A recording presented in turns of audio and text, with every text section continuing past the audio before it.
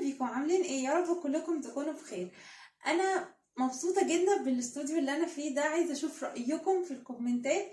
ايه رأيكم في الاستوديو؟ انا يعني مبسوطة بيه جدا، وحاسة ان انا متحمسة ان انا داخلة السنة الجديدة يعني باستوديو جديد، وكمان اول واحدة على اليوتيوب تكون يعني بتصور في استوديو زي ده. انا متحمسة بيه جدا ومبسوطة ومبهورة بيه اصلا، فعايزة اشوف رأيكم، انتم مبسوطين بيه زي ما انا مبسوطة؟ وعايزة اشوف رأيكم كمان في الديكور والإضاءة والمكان اللي انا فيه. عايزة اشوف كل الآراء بتاعتكم.